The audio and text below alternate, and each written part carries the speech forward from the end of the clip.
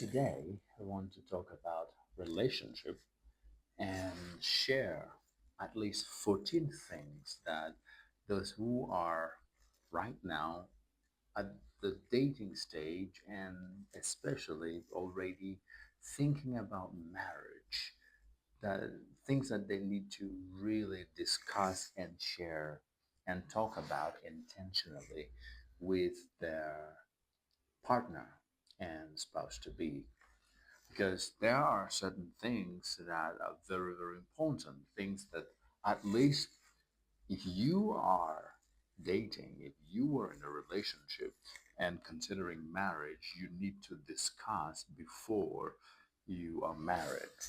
And things that you don't have to wait until you are married to talk about and discuss these things. So here are 14, maybe I would say 15 things, different things that you need to talk about. And it's not in any specific order. I just feel all of these 14 things, 15 are important. And there could be more that could be added onto this list. And so, again, I already want to say this list is not exhaustive. It's not saying these are the only things that you need to discuss, but at least these are 15 things that I feel are very important. Number one, you need to discuss faith, religion, if you want to call it. And the reason why this is important is you need to make sure that from a religious perspective, from faith perspective, that you understand each other's beliefs, their mode of worship, the God they serve, and how all of that is done. And also, so that you know and you're sure that you believe you have similar beliefs about different things that is concerned with faith. And so that has turned out to be a big deal. If you end up with a person either of a different faith or who don't believe like you do about whatever it is that pertains to God, and then that alone becomes the point of contention, especially for a person whose faith is important to them. And I would hope that faith is a very important thing to you. Number two, bills, expenses. How are you going to handle bills, and who is going to be dealing with taking care of these bills? Who foot the bills? Is it going to be the man, who primarily is the breadwinner, and the lady stays home? Is it going to be the lady, who is the breadwinner, and the guy is not? Is it going to be shared responsibility, that the lady brings what she earns and the man brings what he earns, and then you put it together to develop your home? Is it going to be that, yes, both the man and the woman are working, but the man takes care of everything and the woman doesn't? All of those things are very, very important that you discuss it upfront. You talk about it and agree on it before you get into marriage.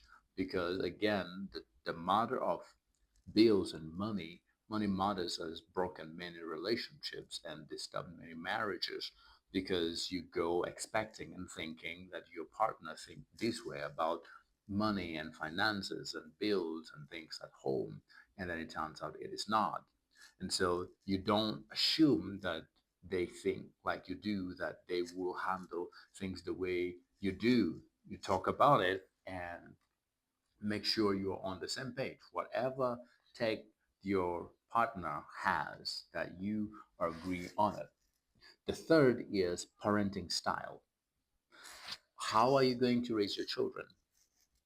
What are you going to do? And then uh, who is going to be the disciplinarian, for example? Is it going to be the father? Is it going to be the mother? Is it going to be joint, that you are both, as the father and the mother, are involved?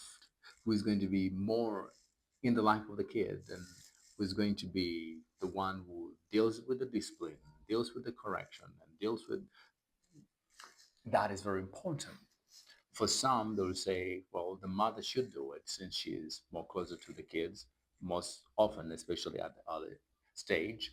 Others will say, no, the father should be the one since he's the father figure and he's the head of the home and all of those things. Then others will say, no, no, no, we do it it together as the parent, the father, the mother. We do it together, and so we'll not play the good cop but cop thing when it comes to raising our children.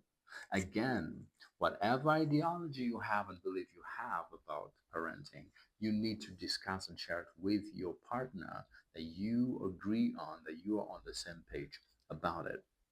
And then the fifth one is how you're going to handle your family dynamics.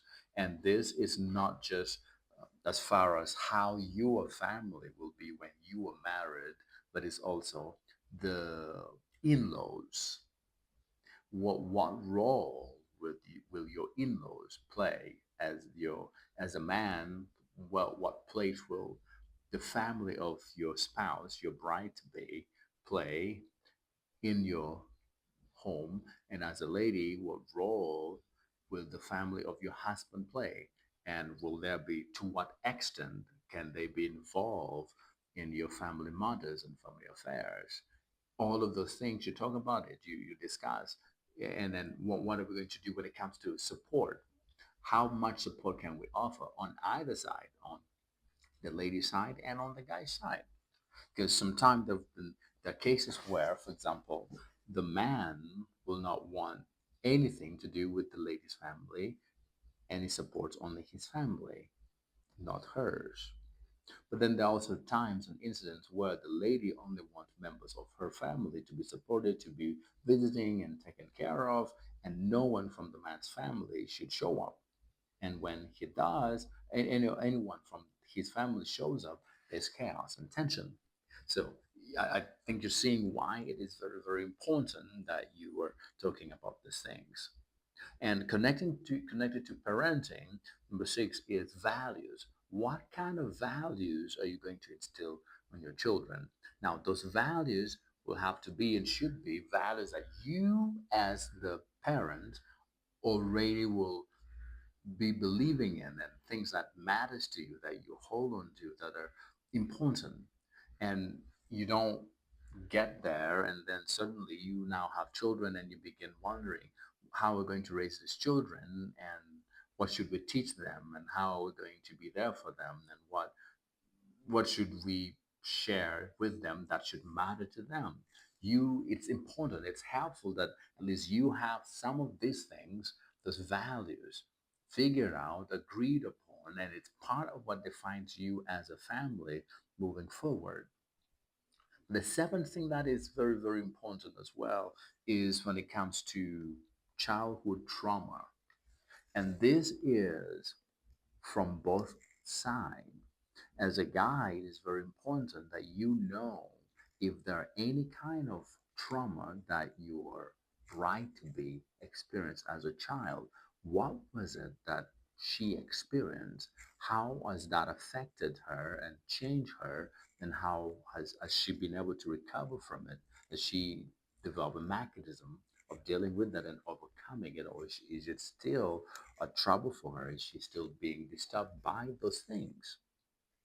Because that is going to, in some way, one way or another, influence how she either is going to treat you or going to treat your children if those trauma are not dealt with.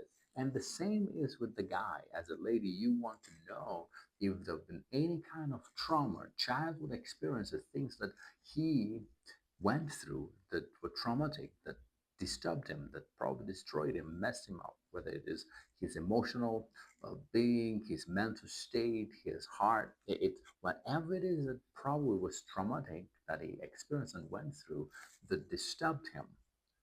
And then in the same way, find out has it been able to overcome it and deal with it? And if not, what has it put in place to help to safeguard or at least lead in the process and journey towards healing and recovery? If not, then you figure out together at this stage, but you continue when you know that there is this problem and this problem and this trauma and this issues from the past that needs to be addressed, and this is how we're going to deal with. Very, very important. And the last I'm going to talk about here, and then we'll continue in the next segment, is number 8, which is sexual expectation. Now, this is very, very important as well. And when we talk about sexual expectation, is matters to do with intimacy. What do you expect of your spouse as far as intimacy is concerned? What is their opinion? What are they comfortable with? What do they know? What would they love that would help as far as the aspect of the intimacy is concerned, for them to be able to experience that aspect of their life when you are finally and fully married. Because again, finance, and this is one of the areas, intimacy, when there is issues there, when there's unfulfilled expectations and unrealistic expectations or unspoken expectations, or the needs are not being met, usually that creates tensions and create problems.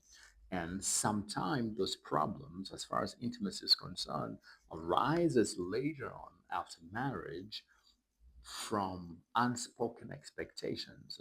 Your spouse was expecting that your sexual life was going to be this, and that way, and that was completely not your idea, and you were thinking of it from this, that way, and now there's a clash, and because you didn't speak about it, and when you don't talk about these things, then there's this silent expectation and a continuous silent disappointment that when you are finally married and this moment comes, in your mind you're expecting your spouse to be a certain way, to do a certain kind of thing, to treat you a certain kind of way, and all of those, and when it's not happening, in your mind there's a problem, and then that creates and leads to many, many other things.